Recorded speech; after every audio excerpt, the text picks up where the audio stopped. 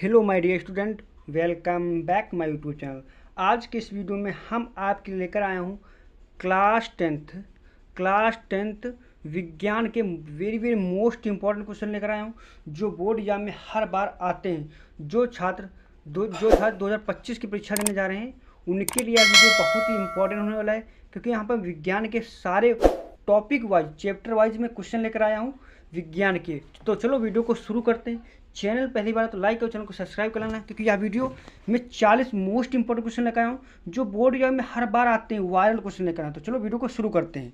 देखिए आपका पहला प्रश्न क्या कह रहा, कार्बन को वायु में जलाने पर कार्बन डाइऑक्साइड गैस का बनना उदाहरण है।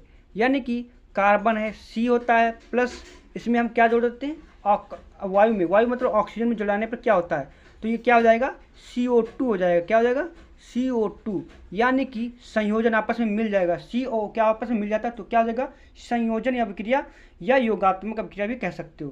तो इसका राइट आंसर आपको पता चल गया क्या होगा। आपको सोच समझ कर सही उत्तर देना है। 40 में आपको कमेंट बताना है 40 में आपका कितना क्वेश्चन सही है, या भी आपको कमेंट में बताना है। तो चलो वीडियो आगे बढ़ते हैं। पहला इसका राइट आंसर ए वाला हो जाएगा संयोजन अभिक्रिया। अगला प्रश्न संख्या का दूसरा कह रहा है कि क्षारीय विलयन का पीएच है, यानी कि क्षारीय विलयन का पीएच मान कितना होता है। देखो एक स्केल होती है, स्केल कितनी होती है इस प्रकार से, यहाँ पर आपका 0 से स्टार्ट होता है, यहाँ पर आपका 7 आ जाता है, फिर यहाँ पर 14, इस प्रकार से होता है ना। आपको पता है ये होता है, ये अम्ल होता है। क्या होता है, ये अम्ल होता है, और ये वाला इधर वाला क्षार होता है, ये आपको पता है। तो यानी कि 7 से अधिक क्षार होगा और 7 से कम अम्ल होगा, और जो बीच वाला पॉइंट होगा वो उदासीन होगा। तो यहाँ पर प्रश्न आपका बनना है कि क्षारीय विलयन का पीएच है, आपको पता हो गया 7 से अधिक, ऑप्शन नंबर डी वाला करेक्ट हो जाएगा। अगला प्रश्न का और बढ़ता हूँ। प्रश्न क्या आपका तीसरा कह रहा है कि एक विलयन नीले लिटमस को लाल कर देता है, उसका पीएच मान होगा। देखो अब इसकी ट्रिक क्या है, एक विलयन नीले लिटमस को लाल कर देता है, इसका पीएच मान क्या होगा। देखो आपको पता है छलनी, क्या पता है सूत्र होता है इसका छलनी। इससे आपको याद रखने में कोई भी दिक्कत नहीं होगा। देखो क्षार लाल को नीला कर देता है, क्षार लाल को नीला कर देता है, यानी क्या नीले लिटमस को लाल कर देता है, नीले लिटमस को लाल कर देता है, क्षार लाल को नीला कर देता है, क्षार कर देता है, यानी कि आपको बताना है नीले लिटमस को लाल कर देता है। यानी कि नीले लिटमस को लाल कौन करता है, आपको पता है नीले लिटमस को लाल कर देता है, तो वो अम्ल हो जाएगा। क्या हो जाएगा 6 इसका राइट हो जाएगा, 6 वाला इसका करेक्ट हो जाएगा। छलनी क्षार लाल को नीला कर देता है तो 10 हो जाता, लेकिन यहाँ पर क्या नीले लिटमस को लाल कर देता है, तो यहाँ पर इसका right answer option number A वाला करेक्ट हो जाएगा। प्रश्न संख्या अगला बढ़ो। प्रश्न संख्या आपका 14 का शुद्ध जल का पीएच मूल्य है। शुद्ध जल का पीएच मूल्य आपको बताना है, 0 होगा, 1 होगा, 7 होगा, 10, 14 होगा। तो आपको पता है उदासीन होता है जल, तो इसका right answer option number C वाला हो जाएगा, 7 हो जाएगा। इसका करेक्ट आंसर 7 हो जाएगा। प्रश्न संख्या अगला बढ़ो। प्रश्न संख्या आपका अगला क्या कि धावन सोडा का रासायनिक सूत्र है Na2CO3.10H2O। N क्या होता है इसका सूत्र होता है Na2CO3.10H2O, ये वाला इसका सूत्र होता है। यहाँ पर इसका राइट आंसर ऑप्शन बी हो जाएगा। यहाँ पर इसका जो 2 है और 3 जो छूट गया है जो सफिक्स में लगा था, अब इसका right answer option number B वाला ही करेक्ट हो जाएगा। प्रश्न संख्या आपका अगला बढ़ता हूँ। एंटीमनी है, एंटीमनी या आर्सेनिक है, आपको बताना है धातु है, धातु है, मिश्र धातु है, तो इसको आपको पता होगा क्या होगा। इसका राइट आंसर क्या हो जाएगा, ये क्या एंटीमनी एक उपधातु है, ऑप्शन नंबर सी वाला करेक्ट हो जाएगा। प्रश्न संख्या 7वां कह रहा कि निम्नलिखित में से कौन सी धातु ठंडे जल में अभिक्रिया करके हाइड्रोजन गैस देती है। तो कौन सी ऐसी धातु है जो ठंडे जल के साथ अभिक्रिया करके हाइड्रोजन गैस देती है, तो इसका right answer option number B वाला हो जाएगा कैल्शियम। के जो है पोटेशियम मतलब के जो है ये आपका ठंडे जल के साथ अभिक्रिया करके हाइड्रोजन गैस मुक्त करती है। देखो ये मैं क्वेश्चन छाट कर लेकर वेरी वेरी मोस्ट इंपॉर्टेंट है बोर्ड एग्जाम की दृष्टि से, क्योंकि मैं ऐसे क्वेश्चन लेकर आया हूँ जो बोर्ड हर साल 2007 से लगातार बोर्ड एग्जाम में आ रहे हैं। इसलिए वीडियो को एंड तक देखना, चैनल पहली बार लाइक और दोस्तों के पास शेयर कर देना, ताकि ये भी क्वेश्चन बहुत ही वेरी मोस्ट इंपॉर्टेंट आपके इसमें से 16 से 17 क्वेश्चन जरूर पक्का 100% फंस जाएगा, क्योंकि मैं 40 क्वेश्चन वायरल लेकर आया हूँ जो बोर्ड एग्जाम में हर साल ये आते ही हैं। प्रश्न संख्या आपका अगला कह रहा है कि निम्न में कौन सी धातु उष्मा की कुचालक है। कुचालक का मतलब जानते हो जिसमें धारा प्रवाहित ही नहीं होती है। देखो सोडियम में प्रवाहित हो जाती है, शीशा में नहीं प्रवाहित होगी, पारा में भी देखो तापमान मापा जाता है, लोहा में भी आपकी उष्मा आ जाती है। लेकिन आपका शीशा है, शीशा ये उष्मा की कुचालक है। ऑप्शन नंबर सी वाला राइट हो जाएगा। प्रश्न संख्या आपका अगला क्या है कि अम्लगम होते हैं मिश्र धातु, विषमांगी मिश्र, यौगिक या उपधातु। तो अम्लगम होते हैं विषमांगी मिश्रण का अनुपात में मिलाया जाता है अम्लगम बनाने के लिए। तो इसका right answer option number D वाला करेक्ट हो जाएगा। प्रश्न संख्या आपका 10वां कह रहा कि कार्बन परमाणु की संयोगता होती है। इसका देखो क्या होता है, देखो इसका परमाणु क्रमांक आपको पता होगा 6 होगा। अब इसका जब इलेक्ट्रॉनिक विन्यास करेंगे तो 2,4 हो जाता है। अंत कक्षा में कितने इलेक्ट्रॉन रह सकते हैं? 4। तो ये क्या करता है, त्याग देता है, यानी धनात्मक बन जाता है। तो इसकी संयोजकता कितनी हो जाएगी? 4। ऑप्शन नंबर बी वाला राइट हो जाएगा। प्रश्न संख्या आपका अगला बढ़ रहा हूँ। प्रश्न संख्या अगला कह रहा है कि एसिटिक अम्ल का आयुपेशी नाम है। तो इसको पहले हम इसको आयुपेशी बनाने के लिए क्या करना पड़ेगा, इसका संरचना सूत्र या प्रमाण सूत्र लिखना होगा। तो हम लिखते हैं CH, क्या होगा इसका सूत्र? CH3COOH, ये हो जाएगा ना। एसिटिक अम्ल पूछ रहा है। अब देखिए, अब हम क्या करेंगे, ये रहता है इसका सूत्र। अब हम आईपीएससी बनाना सीखेंगे। तो आईपीएससी बनाने के लिए कार्बन गिनते हैं, 1 2 हो जाएगी। 2 कार्बन को पता क्या कहते हैं? 2 कार्बन को हम कहते हैं एथ। इसमें जुड़ क्या जाता है, आपको पता है इसमें क्या जुड़ जाता है? मैंने आईपीएससी सिखा रखे हैं, वीडियो आपको मिल जाएगा, चैनल पर जाकर देख सकते हो। एथ, और इसमें जुड़ता क्या है? ओइक या नोइक अम्ल। तो हम एथनोइक अम्ल जोड़ देते हैं, ओइक या नोइक जोड़ते हैं, तो क्या एथनोइक अम्ल। क्या हो जाएगा? एथनोइक अम्ल। तो इसका right answer option number B वाला आ जाएगा, एथनोइक अम्ल। प्रश्न संख्या अगला को बढ़ता हूँ। प्रश्न संख्या आपका अगला क्या है कि C2H6 का आईपीएससी नाम है। आपको पता है C2, यानी इसको लिख सकते हैं CH3CH2। ये मतलब इस प्रकार से हो जाएगा, यानी कि डबल बॉन्ड इसमें बन जाता है।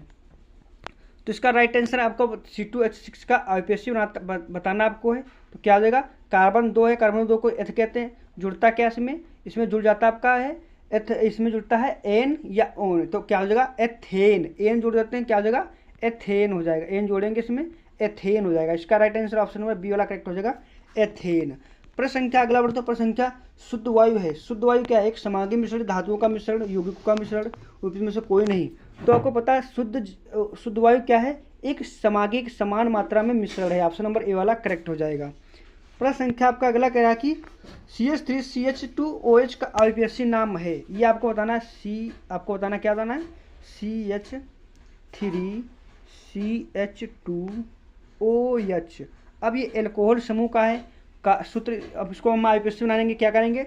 जिधर से समूह नजदीक उसको काउंट करते हैं। कार्बन 1 है, 2 है। सर्वप्रथम कार्बन गिनते हैं।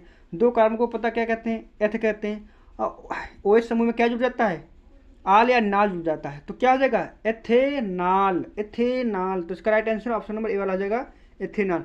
आपको तुक्का नहीं लगाना है, बल्कि इसको सॉल्व करके ही विकल्प किए जाते हैं, ना कि ये तुक्का लगाए जाते हैं। अगला प्रश्न क्या आपका अगला कह रहा है कि स्वपोषी पोषण की आवश्यक है। स्वपोषी पोषण हेतु क्या आवश्यक है, ये आपको बताना है। कार्बन डाइऑक्साइड, क्लोरोफिल, सूर्यकप का सभी। तो इसका राइट आंसर क्या हो जाएगा? उपयुक्त सभी। ऑप्शन नंबर डी वाला करेक्ट हो जाएगा। प्रश्न संख्या आपका 16 कह रहा है कि पादपों में वायु प्रदूषण कम करने वाली प्रक्रिया है। यानी पादप में जो वायु प्रदूषण को कम करती है, कौन सी प्रक्रिया है पादपों में, पेड़ पौधों में? तो को पता है, श्वसन है या अस्फुटोत्सर्जन है, प्रकाश संश्लेषण या प्रोटीन संश्लेषण है। तो आपको पता है, जो हम कार्बन डाइऑक्साइड निकालते हैं वो पौधे क्या करते हैं? अवशोषित कर लेते हैं, वो हमें ऑक्सीजन प्रोवाइड करते हैं। यानी कि पादपों में वायु प्रदूषण करने की प्रक्रिया को क्या कहते हैं? प्रकाश संश्लेषण। ऑप्शन नंबर सी वाला करेक्ट हो जाएगा। प्रश्न संख्या आपका 17 कह रहा कि यकृत स्रावित करता है।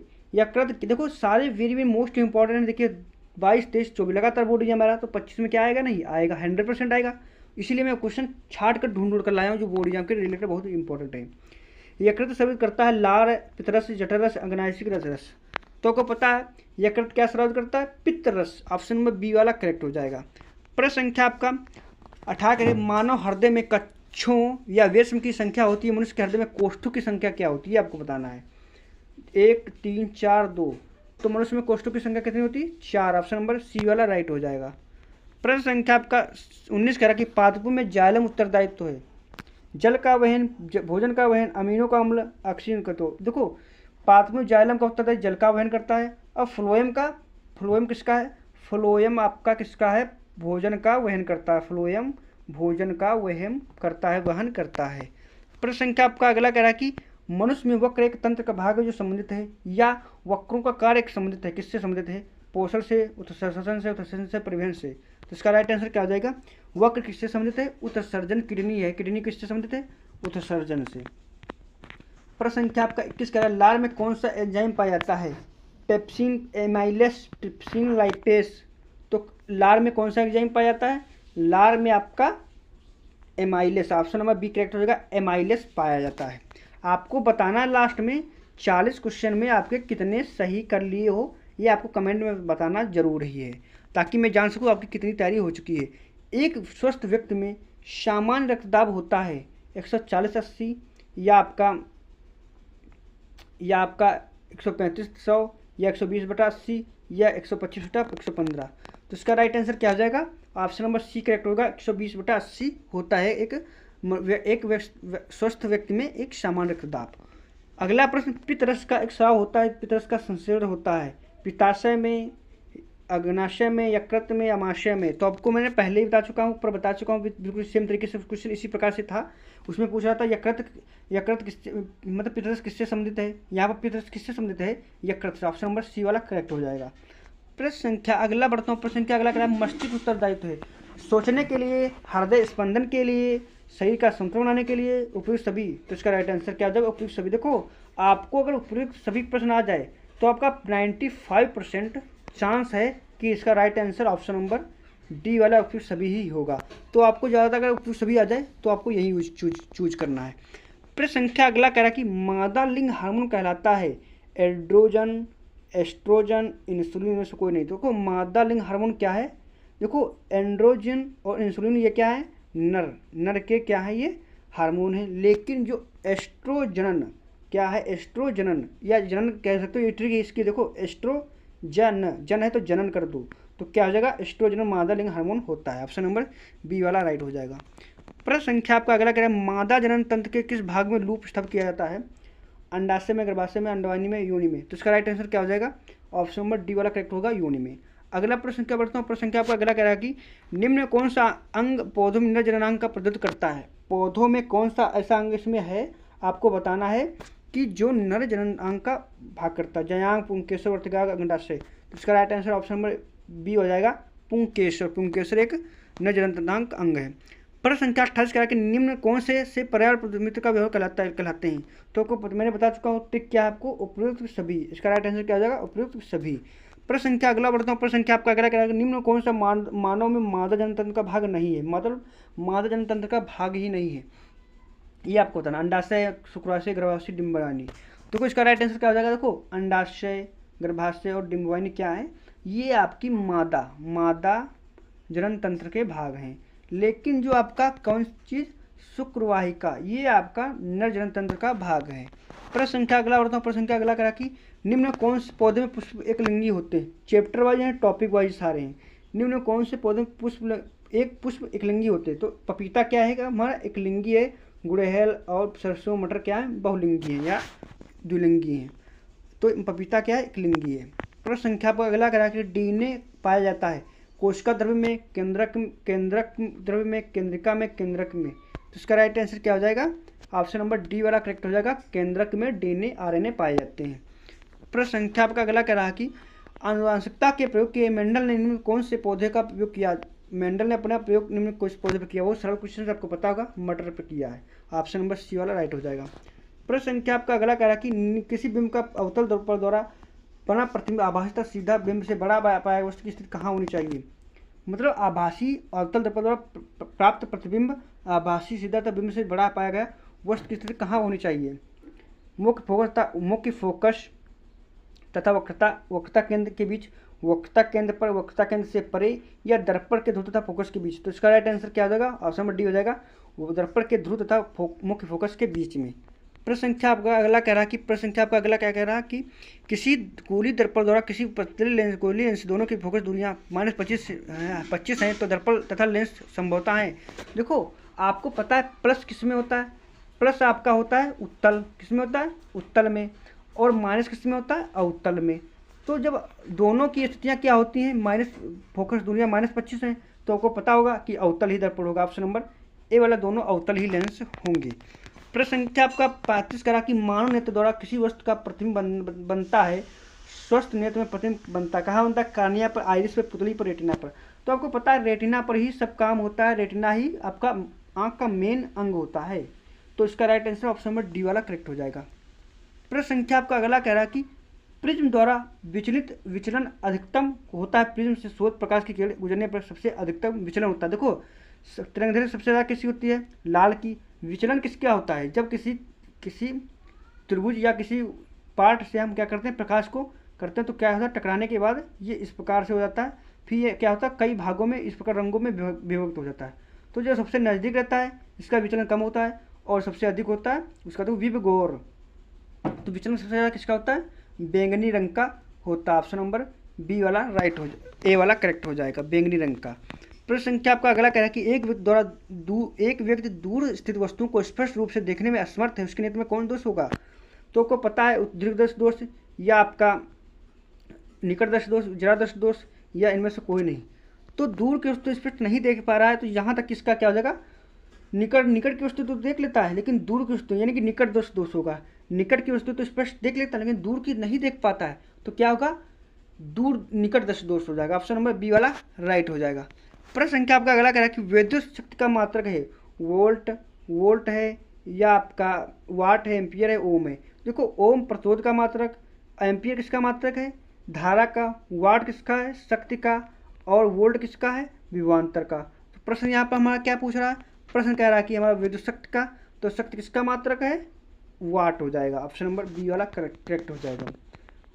विद्युत शक्ति, हाँ वाट ही हो जाएगा। प्रश्न संख्या 39 कह रहा है लघुवतन के कारण परिपथ में विद्युत धारा का मान बहुत कम हो जाता है, परिवर्तित नहीं होता, बहुत अधिक बढ़ जाता है। देखो लघुपतन यानी कि पतन ही छोटा हो तो धारा एकदम स्पीड बहेगी या नहीं, तो बहुत अधिक बढ़ जाता है। ऑप्शन नंबर सी वाला राइट हो जाएगा। प्रश्न संख्या विकल्पी का अंतिम प्रश्न क्या कह रहा है कि धारावाही वर्तिका कुंडली में फेरों की संख्या n गुना बढ़ा देने पर कुंडलों के चुंबकीय क्षेत्र बढ़ जाता है। तो n गुना बढ़ जाएगा। कितना बढ़ जाएगा? n गुना बढ़ जाएगा। ऑप्शन नंबर ए राइट हो जाएगा। तो मैंने 40 में आपको बताना कमेंट में कितने क्वेश्चन आप सही कर पाए हो। वीडियो अच्छा लगा लाइक, चैनल को सब्सक्राइब करना। आप किस टॉपिक वीडियो चाहते हो मुझे कमेंट बताना, मैं उस पर टॉपिक वीडियो बना दूंगा। Thanks for watching this video.